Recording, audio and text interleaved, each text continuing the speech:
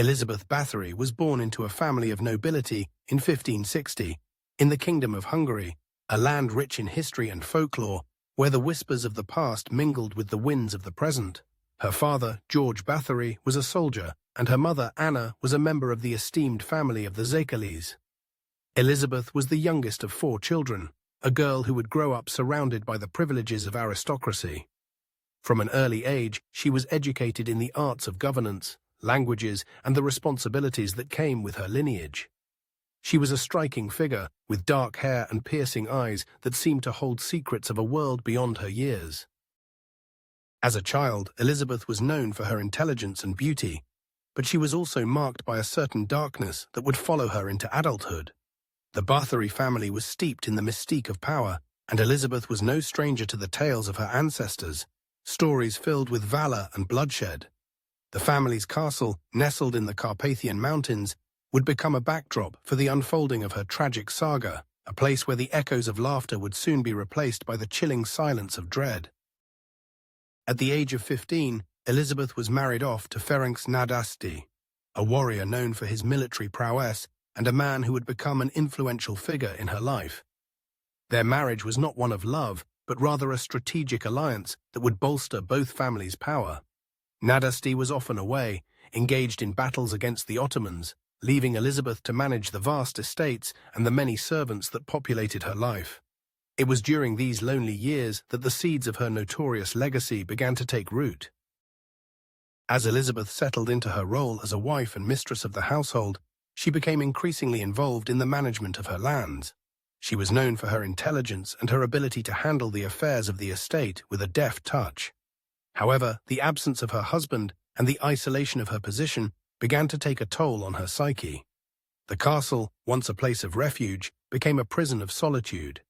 It was during this time that she began to indulge in the darker aspects of her nature, experimenting with the boundaries of power and control. The turning point in Elizabeth's life came with the death of her husband in 1604. With Nadasdy gone, Elizabeth was left with vast wealth and the freedom to act without restraint. The loss of her partner, however, unleashed a torrent of emotions within her. The grief she felt morphed into something more sinister, a hunger for power that would lead her down a path of darkness. The stories of her cruelty began to circulate among the townsfolk, whispers of her sadistic tendencies and her obsession with beauty and youth.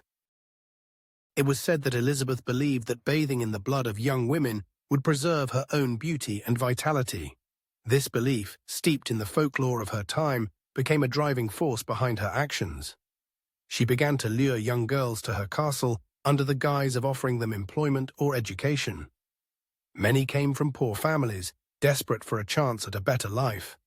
Instead, they found themselves trapped in a nightmare, subjected to Elizabeth's cruel whims. The castle, once a symbol of power and wealth, transformed into a house of horrors. Elizabeth's servants, complicit in her madness, aided her in the abduction and torture of these young women. The tales of her deeds became more grotesque with each retelling, and the line between truth and legend began to blur.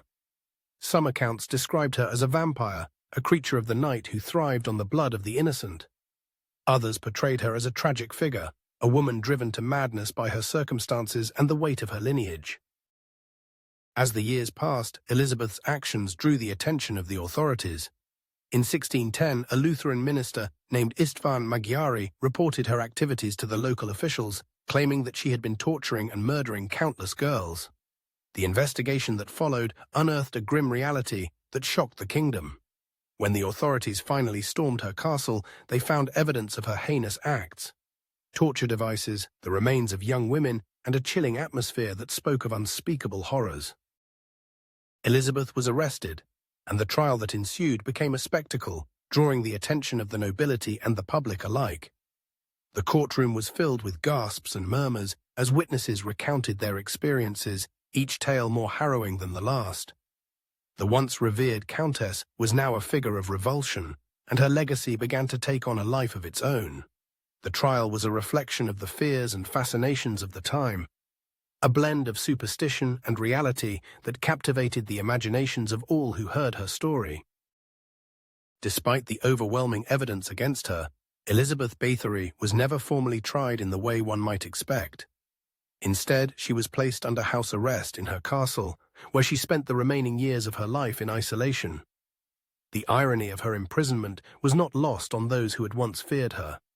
The powerful countess, reduced to a shadow of her former self, was now a prisoner of her own making.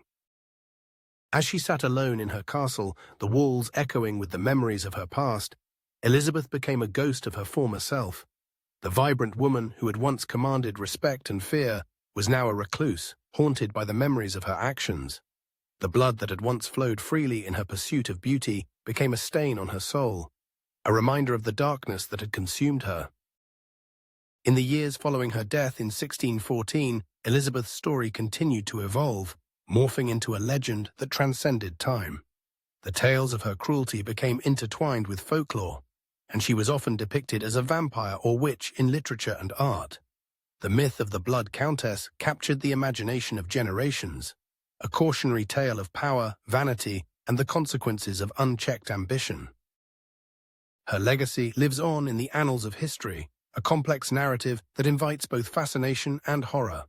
Elizabeth Bathory is a figure who defies easy categorization. She is both a victim of her circumstances and a perpetrator of unimaginable cruelty. The duality of her existence serves as a reminder of the complexities of human nature, the fine line between beauty and monstrosity. In modern times, Elizabeth's story has inspired countless adaptations in film, literature, and art, each interpretation adding layers to her already intricate narrative. She has become a symbol of the dark side of femininity, a representation of the fears and desires that lurk within us all.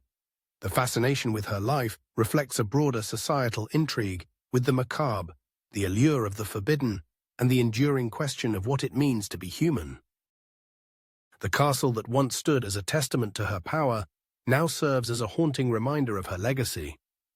Visitors come from far and wide to explore the ruins, drawn by the stories that linger in the air, the whispers of those who suffered at her hands.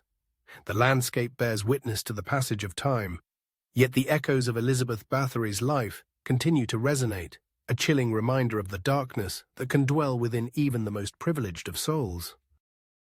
In the end, Elizabeth Bathory remains an enigma, a figure shrouded in myth and mystery. Her life story is a tapestry woven with threads of ambition, madness, and tragedy, a narrative that challenges us to confront the complexities of human nature. As we reflect on her legacy, we are reminded that the line between beauty and horror is often blurred, and that the pursuit of power can lead to unimaginable consequences. Elizabeth Bathory, the Blood Countess, is not merely a historical figure. She is a mirror reflecting the darkest corners of our own humanity, a reminder that the capacity for both greatness and monstrosity resides within us all.